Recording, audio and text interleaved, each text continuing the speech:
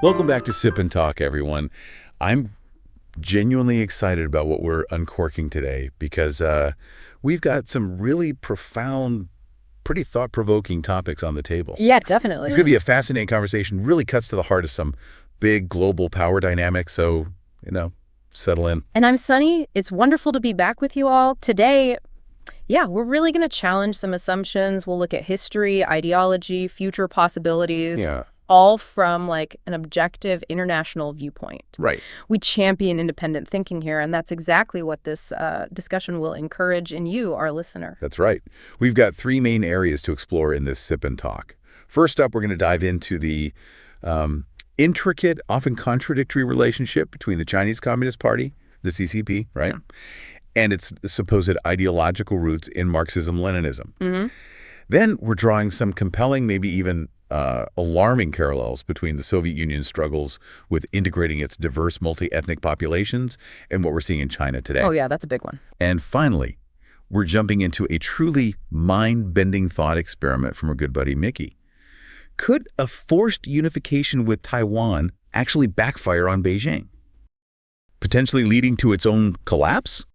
It's a bold idea for sure, but we're going to explore it. It's certainly a lot to unpack, and these are, complex geopolitical realities, but that's what we do here at Sip and Talk. We help you navigate through it all, kind of extract the key nuggets of knowledge and insight you need to be well-informed without feeling, totally overwhelmed. Exactly. So let's get right into it. Okay, let's unpack this first big idea. Mm-hmm. When we talk about the Chinese Communist Party, the CCP, our minds instinctively connected to communism, right? To Marx and Lenin, those foundational ideas. Sure. But the real question is, what does that connection truly mean in practice versus the original theory? Is the CCP a faithful heir? Or has it, let's call it, taken a pretty significant detour? What's really interesting here is understanding how an ideology, once it's established, can evolve or maybe even deviate dramatically in how it's actually applied. On one hand, the CCP's entire system, structurally, inherited a whole lot from Marxist-Leninist organizational models. Take, for instance, the very concept of a vanguard party. Okay, the vanguard party. Right. This is a core idea from Lenin where, a small, disciplined, highly centralized group of revolutionaries leads the working class, the proletariat, to seize power and then basically rule society in their name. So it's not the workers themselves ruling directly. Exactly. It's not necessarily the working class itself holding power directly, but the party acting as their sort of exclusive representative. So it's not a grassroots democracy, even in theory. It's more top-down. The party dictates rather than facilitates the will of the people. Precisely. This concept of the working class, or maybe more accurately, its party representatives, holding supreme and unchallenged power that's known as the proletarian dictatorship. Right. It's a cornerstone tenet adopted wholeheartedly by the CCP. It establishes the party's absolute, unchallenged authority. Decisions flow strictly from the top down, and there's virtually no room for dissent or alternative power centers, or even real public input that isn't carefully managed by the party. Yeah. This isn't just theory. It's deeply embedded in the very fabric of how the CCP governs China today. It's why you see the party's authority over absolutely everything. And if you're the vanguard, the self-proclaimed most enlightened group, then, you're the one leading the way. Who's going to question the leader? That logic sounds like a very sturdy framework for keeping control. It's designed to be. And that foundational principle leads right to the next key inheritance. Yeah. The idea of party leadership over everything. Okay. This concept, where the Communist Party asserts its absolute leadership and control over all aspects of society, military, government, economy, legal system, education, even culture and personal lives, that's a direct descendant of the Leninist organizational model. Wow, everything. Yeah. It's all about centralized control and absolute loyalty to the party line, making sure every single part of society serves the party's goals without, deviating. There's no separation of powers like you see in the West, no checks and balances. The party is the state. It's the economy, the military, the moral compass, the ultimate decider of truth. Yeah. It is a truly all-encompassing system of control. It reaches down to the smallest villages, even into private companies through these party cells. It's almost like they were given architectural blueprints for building a house.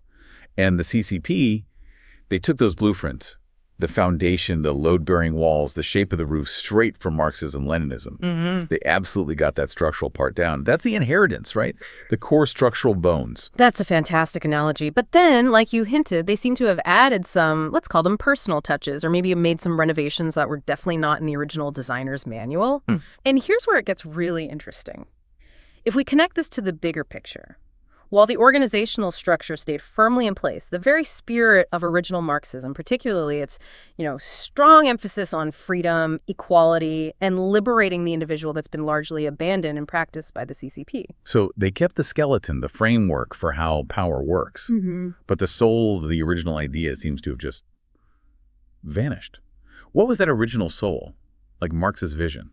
Well, at its philosophical core, original Marxism was actually deeply humanistic. It often focused on liberating the individual from oppressive systems like capitalism, which Marx saw as inherently exploitative. Okay. He envisioned a future society where collective well-being was the main thing, leading ultimately to a classless society, no private property, where the state would eventually, wither away as true communal harmony and individual self-realization were achieved. Wow. The ultimate goal was genuine freedom and equality for all, not just swapping one elite for another. That was the grand utopian ideal. So a future where everyone's truly equal, genuinely free, contributing for the good of all without a heavy-handed government.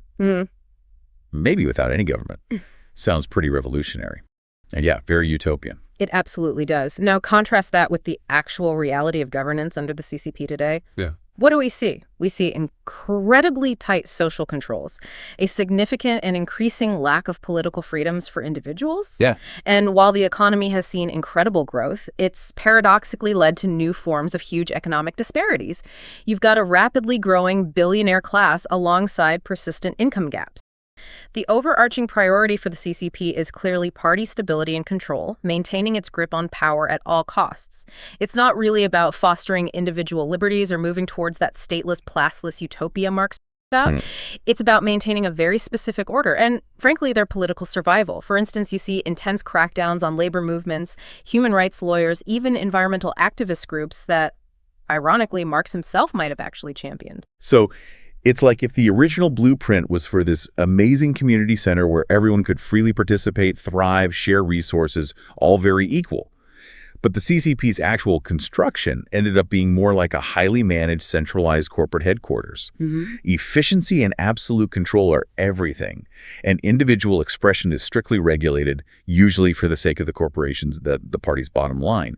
You definitely can't drive that thing for freedom or find Marx's utopia in there. You've hit on a critical point there. This raises a really important question. Can a system truly claim to uphold an ideology if it has pretty much discarded its fundamental humanistic principles? Right. It forces us, and you listening, to critically examine what communism really means in the context of China today. It seems less about that utopian vision of freedom and equality, and much more about the practical application of consolidated power and rigid control. They often use the rhetoric of Marxism-Leninism as a tool for legitimacy, but they pursue policies that are miles away from its original intent. They kept the form of control. Exactly. They kept the form, but radically altered the substance of what the ideology was supposed to achieve for people and society. All right, let's pivot. This next topic has some incredibly potent echoes throughout history, and it's a massive one. The lessons learned, or maybe not learned, from the Soviet Union's ambitious and ultimately failed attempt to forcibly integrate its diverse ethnic groups, and how that compares maybe chillingly to what we're seeing in China right now. Yeah. It's like looking into a historical mirror. Right. Even if the reflection isn't perfect, it definitely offers some stark warnings. What's really fascinating here is this recurring theme, right? Powerful centralized states trying to unify incredibly diverse populations under one banner, often using coercive means. The Soviet Union's experience offers some of the starkest, most tragic warnings in modern history. And China's contemporary actions in places like Xinjiang, Tibet, Hong Kong, they present striking and, frankly, concerning similarities. Let's first dive into the Soviet experience. It truly serves as a cautionary tale. A cautionary tale indeed. So what were the key ingredients in that Soviet recipe for disaster? Walk us through it. Okay, so the USSR was, on paper, a multi-ethnic federal republic. Huge territories, dozens of distinct nationalities and cultures from the Baltics to Central Asia. Right. Now, they constantly use the language of Marxist internationalism and brotherhood to justify centralizing power and controlling these various nationalities. But the reality on the ground, often brutal suppression and aggressive cultural assimilation, what people often called Russification. Okay. This was super evident in their big economic plans and the decay that inevitably followed. In the early Soviet years, those famous 5-year plans, they heavily prioritized rapid industrialization, especially heavy industry and military buildup. Yeah, I heard about those. Resources were funneled almost exclusively to core Russian regions, major cities like Moscow, Leningrad. The goal was to build an industrial powerhouse to compete with the West. But this came at a huge cost to the border regions. Also. Well, areas rich in natural resources, think cotton in Central Asia, oil and gas in Azerbaijan, they saw their resources essentially plundered through exploitative extraction policies. These policies created severely distorted local economies. They forced these regions into dependency, underdevelopment, basically serving as resource colonies for the Russian core. Wow. This inevitably led to growing resentment, a real sense of injustice among the local populations. Imagine like a family where one sibling gets all the inheritance and then forces the others to work their own land for peanuts, with all the profits flowing back to the dominant sibling. Yeah, that paints a picture. That's exactly what it felt like for many of these republics, I bet. Totally. So Moscow was literally building its strength, its military-industrial complex, on the backs of these regions, all while pushing this narrative that it was for the collective good, for their brotherhood. Sounds like a recipe for long-term, deep-seated trouble that was bound to surface eventually. Exactly. And that trouble eventually did surface with devastating consequences.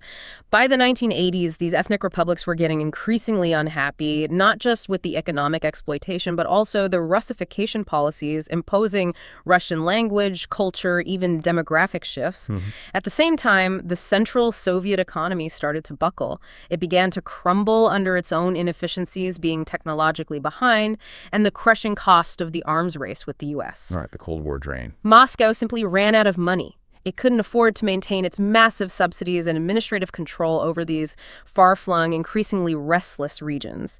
This financial strain directly led to widespread discontent, a rapid drop in living standards, and the whole social contract just unraveling. So the economic decay directly fueled the existing ethnic resentment. And I imagine that escalating resentment was met with increasingly brutal political repression.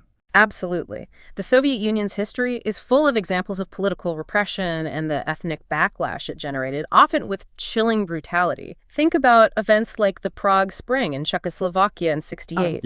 Soviet tanks rolled in to crush reform movements, assert Moscow's dominance. Or the Lithuanian protests in 1990 met with military force and threats. These actions clearly showed the iron fist beneath that thin velvet glove of brotherhood. And these actions didn't just suppress immediate dissent. They created deep, festering wounds, solidified a collective memory of oppression that proved impossible to erase. I remember those images vividly. It was crystal clear that brotherhood was very conditional, wasn't it? Enforced by tanks. Indeed. And these heavy-handed policies ultimately sowed the very seeds of dissolution for the entire Soviet Empire.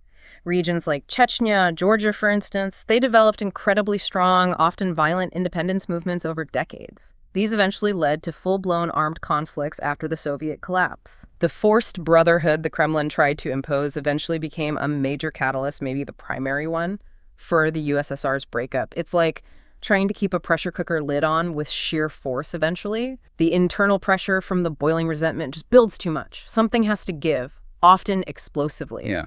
Ultimately, that fatal combination, systemic economic failure, escalating ethnic conflicts, and a botched attempt at political reform under Gorbachev's glasnost and perestroika led directly to the Soviet Union's disintegration in 1991.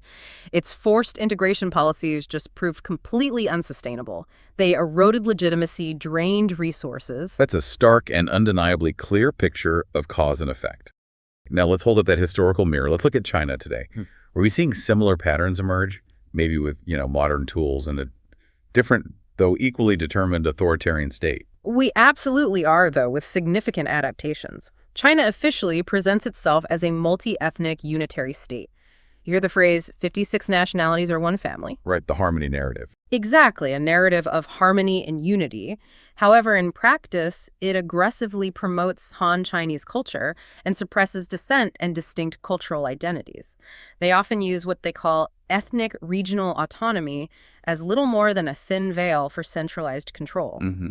It's fundamentally a very centralized state with a powerful, singular party at the top, much like the Soviet Union was in its final decades. So a similar kind of grand narrative about unity, but with a clear dominant culture and a single party calling all the shots. Yeah. And economically, how does that play out in a comparable way? Is there that same resource extraction dynamic? The economic ambition in China is truly massive, but so are the costs and potential liabilities. Take the Belt and Road Initiative, for example. Okay. While it's meant to project China's economic power externally and supposedly develop its own western border regions, it's proving incredibly costly. There are significant debt risks, not just for the countries participating, but for China itself as loans go bad and projects stall. Domestically, Beijing pours massive investments into infrastructure and offers huge subsidies in regions like Xinjiang and Tibet. On the surface, these might look like integration efforts, trying to lift these regions economically, foster goodwill. Seems reasonable on the surface. But in the long run, they impose a heavy financial burden on Beijing's central treasury. They're often subsidizing projects that aren't always economically viable on their own. And when the broader Chinese economy slows down, like it is now, issues like rising unemployment, especially among young people, and resource competition in these minority regions quickly become potent sources of instability. It mirrors those economic strains that plagued the late Soviet Union. So it's a double-edged sword. Economic development might buy some stability in the short term, but if growth falters, those investments become a huge liability and a source of internal dissent. What about the political repression side? Are we seeing that same iron fist? On the political front, the parallels are quite chilling, and maybe even more technologically advanced now. Since 2017, the Xinjiang re-education camps, along with pervasive digital and physical surveillance, well, they've been widely criticized by numerous international bodies and Western governments. Some call it cultural genocide. Yeah, it's horrific. It represents a large-scale, systematic attempt to forcibly erase Uyghur identity, language, culture, compelling assimilation through coercive means. Then there's Hong Kong. The anti-extradition law movement in 2019, followed by the national security law. Right. That vividly highlighted China's absolute intolerance for different political and cultural systems. It showed an inability to absorb a vibrant, distinct identity that deeply values freedoms and democratic processes that Beijing flatly denies its own citizens. Even closer to home for ethnic minorities, the 2020 decision to drastically reduce Mongolian language teaching in Inner Mongolia sparked widespread, fierce resistance.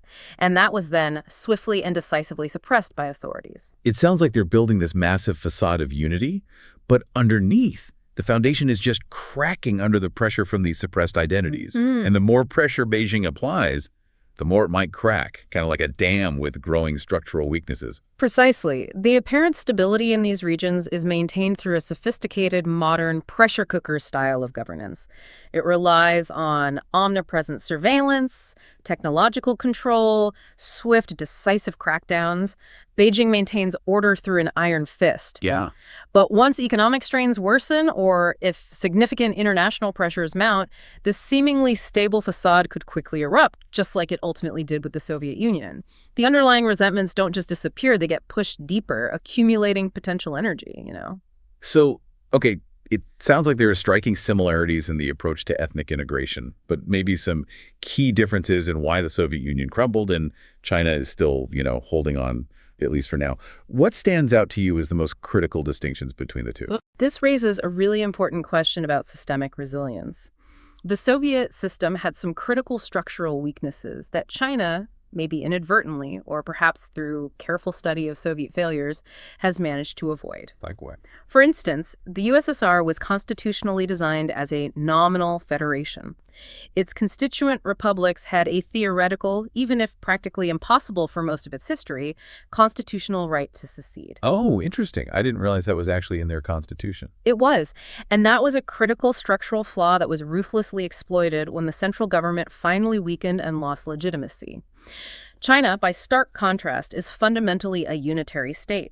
While it has designated autonomous regions like Xinjiang and Tibet, there is absolutely no legal provision for separation or secession. None. Wow. That's a fundamental difference in system elasticity. The USSR had an emergency exit, constitutionally speaking. China has welded all the doors shut.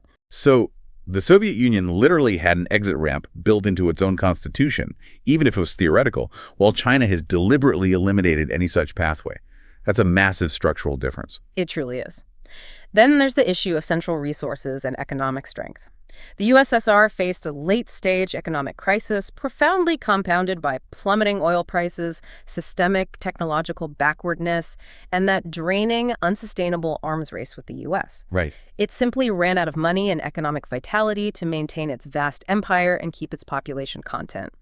China, conversely, still possesses significant manufacturing capabilities, a huge domestic market, and growing technological advantages in many critical areas, although it definitely faces challenges now.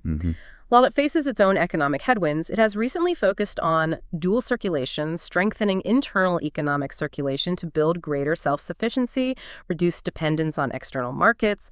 This gives it a degree of self-preservation, economic resilience that the late Soviet Union just didn't have. So they've proactively tried to insulate themselves, reduce their dependence on external factors that could cripple them. Not completely, but more than the Soviets did. That's a significant strategic difference. And we also need to consider the nature and intensity of international pressure. The USSR ultimately collapsed after losing the Cold War, right? A prolonged ideological and geopolitical struggle against the West amidst that powerful wave of democratic movements sweeping Eastern Europe and its own republics.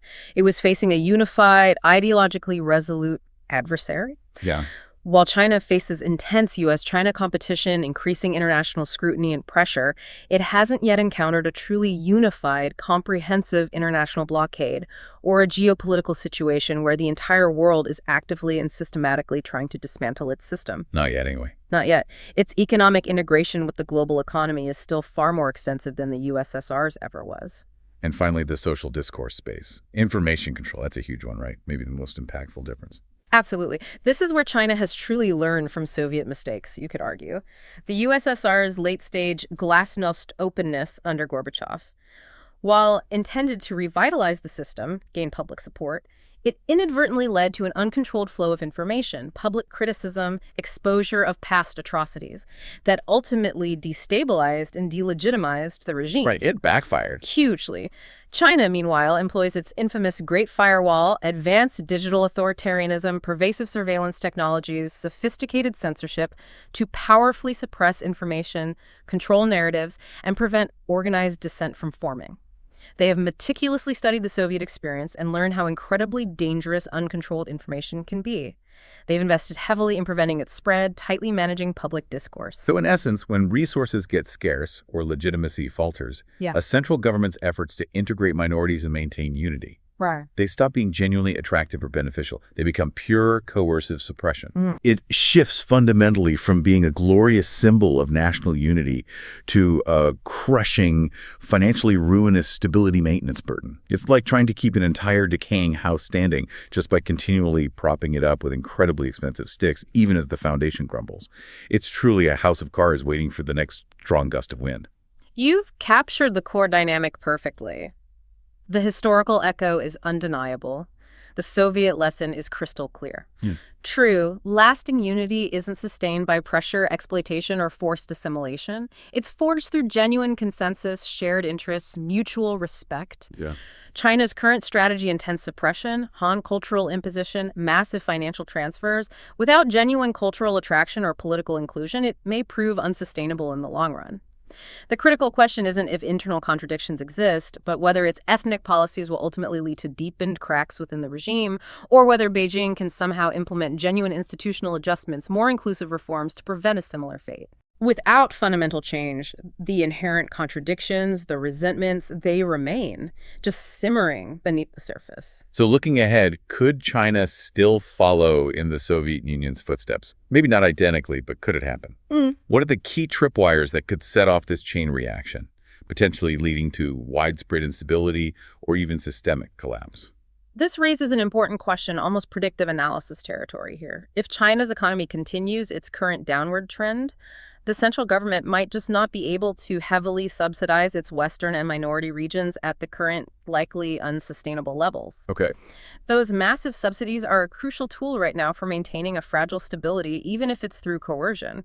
Their withdrawal would inevitably lead to severe economic hardship, increased unemployment, escalating resentment in those regions. Makes sense. Secondly, if social contradictions escalate further across the entire country, especially with soaring youth unemployment, the deepening housing market crisis, general internal discontent, even among the Han majority, this could create a really volatile domestic environment. In that kind of climate, extreme nationalism could intensify, but paradoxically, so could local separatist movements in minority regions. That creates a truly combustible mix. Wow, yeah. And finally, if international isolation deepens due to sustained external pressure and sanctions maybe over human rights, maybe geopolitical conflicts, Beijing's excessive suppression of its own population could provoke further global condemnation, trigger more severe sanctions, maybe even lead to external support for internal dissent. That creates a dangerous, self-reinforcing, vicious cycle that could erode the regime's legitimacy both at home and abroad. So to summarize this incredibly complex comparison, the research strongly indicates the Soviet Union's forced integration policies ultimately led to its dissolution, driven by that toxic mix of economic failure, ethnic conflicts, and a botched, uncontrolled attempt at political reform. China's contemporary policies, while undeniably coercive, currently benefit from a stronger economic foundation and those more sophisticated modern control mechanisms. That's allowed it to maintain a fragile stability so far. Right. However, the long-term viability of this coercive approach, highly uncertain, fraught with risk, especially considering ongoing, deeply contentious issues like the Xinjiang camps and those persistent, deep-seated ethnic tensions. It's a very delicate balancing act, and yeah, the historical precedents are not exactly encouraging for Beijing. All right, now for something that really pushes the boundaries of our geopolitical imagination. Get ready for Micky's big thought experiment. This is where we truly expand our minds. Okay, I'm ready. Micky's proposing something incredibly provocative. What if, and this is a monumental if, China were to forcibly take Taiwan through military means? What if that act, instead of being the glorious unifying victory Beijing envisions, turns out to be something like swallowing a democratic laxative, or even a democratic bomb, something that actually leads to the CCP's own downfall? Wow. He even suggests there might be special reasons why swallowing Taiwan might actually be better for Chinese people in the long run. It's a wild idea, truly counterintuitive, but let's really explore its implications. What's truly fascinating here is Micky's concept of water and soil incompatibility. It's a powerful analogy, isn't it? Yeah, it is. It's like trying to transplant a highly evolved, robust organism, in this case, Taiwan's vibrant democratic society, into a completely alien, frankly hostile authoritarian environment. Right. Taiwan's highly democratic, media-active, civically engaged society could, as Micky suggests, act as a powerful immune antibody to an authoritarian system.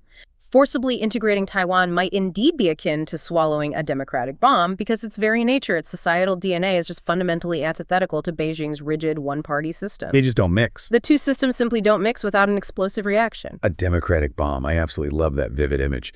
So Taiwan isn't just a strategic piece of land or an island. It's a living, breathing, incredibly resilient democratic society. What are its key societal traits that would make it so indigestible for an authoritarian regime like the CCP? Taiwan's societal traits are indeed unique, deeply ingrained, and yeah, they would pose a truly massive, maybe insurmountable challenge for Beijing. First, there is its media freedom. Taiwan boasts an incredibly lively, critical, robust media landscape. It operates in stark contrast to mainland China's tightly controlled, heavily censored information environment. In Taiwan, journalists report freely, diverse, often conflicting opinions are openly aired. Critical investigative journalism thrives. Completely different world. Totally. Secondly, it's a mature, well-established democracy. It has a highly competitive electoral system, active, often fiercely competitive opposition parties. This is fundamentally diametrically different from China's monolithic one-party rule, where dissent is ruthlessly suppressed and elections are, carefully managed ceremonial affairs. The very foundation of Taiwan's political system is built on principles that Beijing actively rejects. So the very plumbing and wiring of its political system are in direct opposition to Beijing's. It's not just different. It's designed to function in an entirely different way. Precisely.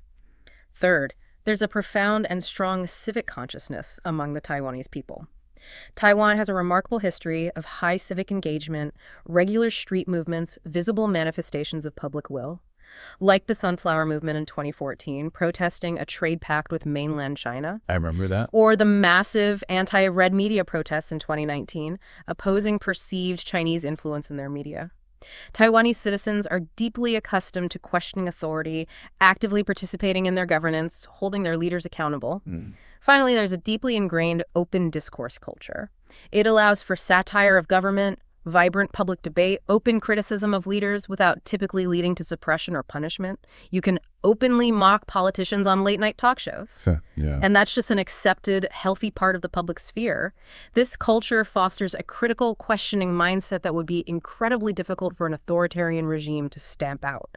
So if we think of Taiwan society as having this powerful political immune system, how would that system actually work to resist or destabilize Beijing if it were forcibly taken over? This political immune system is deeply ingrained. It's not just theory. Taiwanese society vividly remembers the White Terror period, that dark era of authoritarian rule that lasted for decades before Taiwan's democratic transition in the late 80s. Right. They haven't forgotten. No. This painful historical memory fosters a deep-seated vigilance for freedom, an acute, lived awareness of what authoritarianism truly means and what its costs are. Younger generations especially are accustomed to expressing political attitudes with their feet through protests, activism, a willingness to stand up for their rights. There's a profound, almost instinctive belief in the power of elections, the impartiality of the legal system, the necessity of robust public oversight. So if forcibly absorbed, Taiwan would not simply integrate smoothly. It would likely become a chronic war between democracy and authoritarianism within the same system. The memory of how freedom was hard-won and what authoritarianism entails acts as a powerful memory firewall that China would find incredibly hard to erase or bypass. It would be a permanent internal rebellion, not of arms necessarily, but of ideas and resistance. That's a truly compelling idea. A permanent internal rebellion, not of armed insurgency, but of ingrained democratic values. And it makes me think about historical parallels. Empires trying to suppress deeply ingrained free will often end up destroying themselves from within, right? Yeah. What are some of those historical precedents? The historical record is indeed full of such cautionary tales. Take the Soviet Union's expansionist efforts backfiring. Their attempts to impose communism and maintain control in Eastern European satellite states like Hungary in '56, Czechoslovakia in '68. Saying tanks again. Right. Both saw brutal Soviet military interventions met with fierce, sustained resistance. These interventions didn't just suppress immediate uprisings. They drained Soviet resources financially and morally, severely damaging their international standing, proving costly distractions. Then, 1979, the Soviet invasion of Afghanistan. It became a decade-long quagmire, a brutal, unwinnable war that drained Soviet finances, bled its military, eroded public support at home, became known as the USSR's Vietnam. Right. This disastrous overreach ultimately accelerated its demise, stretching their capabilities right to the breaking point. So forcibly taking over a place that profoundly doesn't want to be taken over. Right. It can be an incredibly expensive, resource-draining, morally debilitating long-term project. It's not just the invasion. It's the sustained occupation that becomes the real burden. Exactly. And a perfect, highly specific illustration of this is the Lithuanian independence movement in 1990. Lithuania, small Baltic nation, forcibly annexed by the USSR back in 1940. Yeah. They spearheaded the push for independence as the Soviet economy worsened, and Gorbachev's reforms inadvertently created openings for dissent. Soviet military crackdowns, like the infamous 1991 Vilnius bloodbath, 14 unarmed civilians killed by Soviet troops, they backfired spectacularly. Far from quelling dissent, it caused massive international outrage. It ignited a chain reaction of independence movements across the other Baltic states, Georgia, Ukraine. This defiance directly contributed to the USSR's eventual collapse.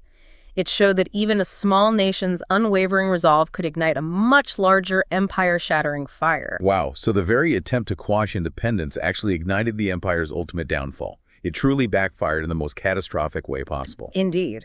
And another powerful example, the East German collapse in 1989.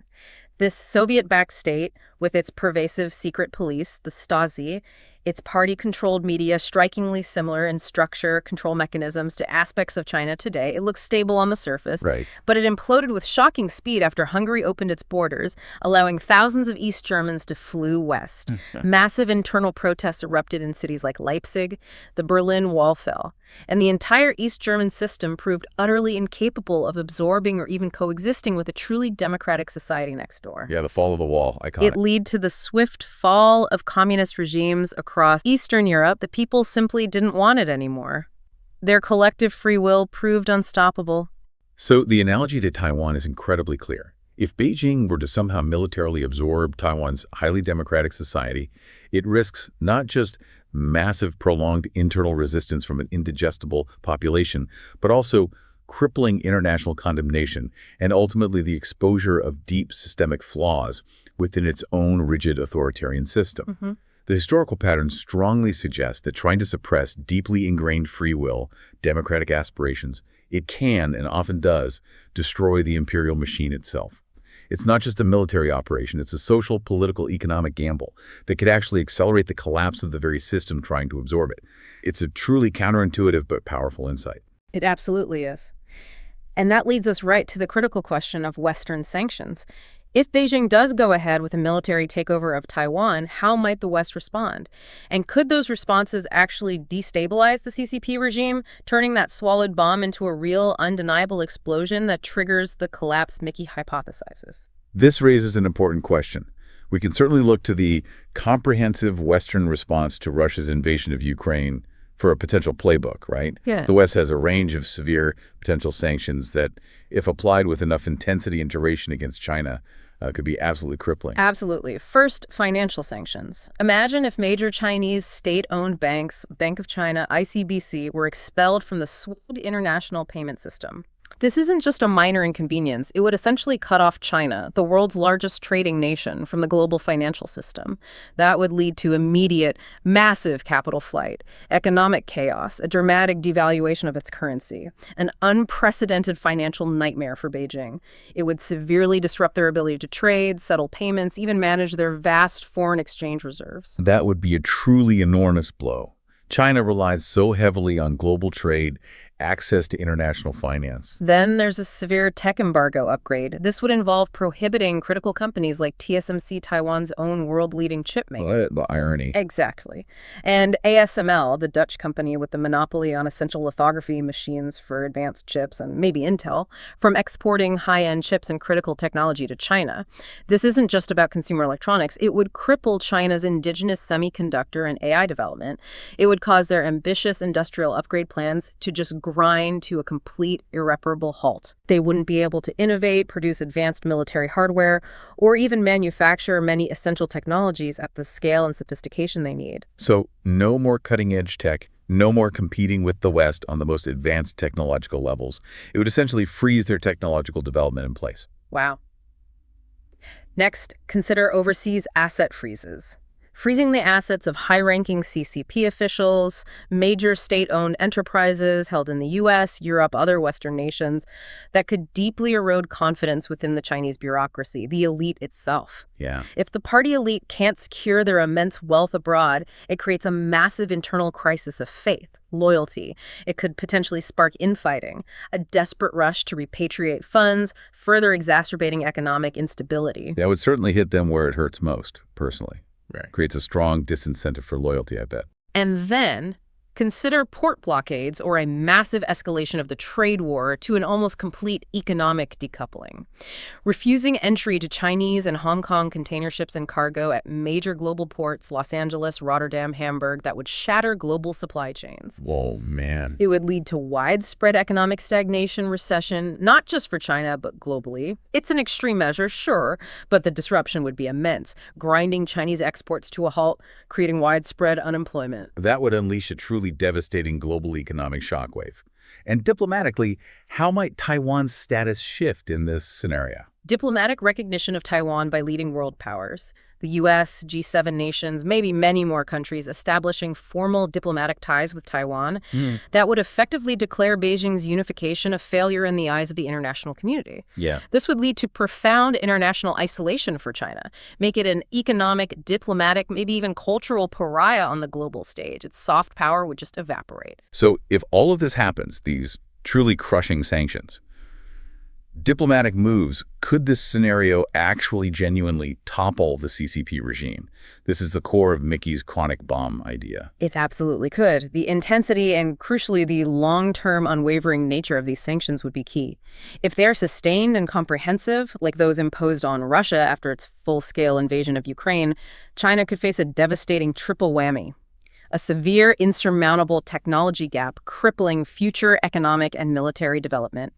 Massive capital flight as both foreign and domestic money flees the collapsing economy, and an industrial collapse as supply chains break, factories close, production grinds to a halt. And what would that cascade of economic and technological collapse mean for the average person in China, for the social stability the CCP values so highly? A collapsing economy, especially when layered on top of already high urban youth unemployment, which is already a huge concern, and a failing housing market that has wiped out household wealth that could spark widespread social unrest across the country.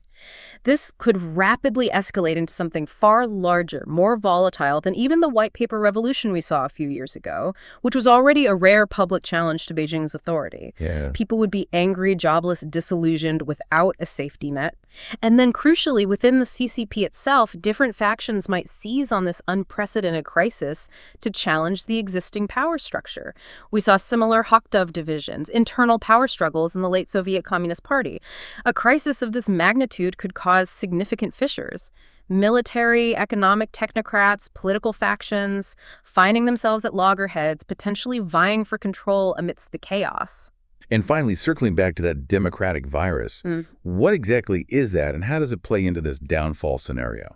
The democratic virus refers to that potent, maybe uncontainable effect that Taiwan's ideals, freedom, open discourse, democratic participation could have if forcibly absorbed by China. Even under Chinese rule, the very presence of a society accustomed to these values would be a constant destabilizing influence.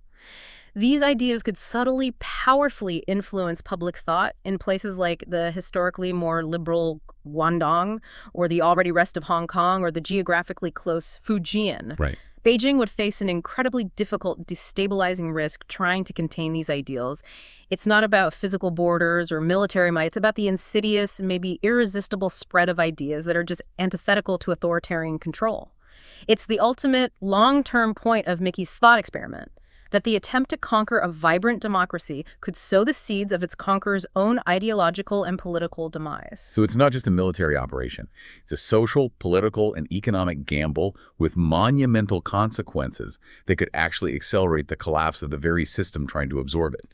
It truly is like trying to put out a fire by pouring gasoline on it, just hoping it goes out. To bring this fascinating thought experiment full circle, the research, the historical parallels, they suggest that unifying Taiwan through force might not be the glorious, definitive victory Beijing envisions, but rather a potential death knell for its current system. Yeah.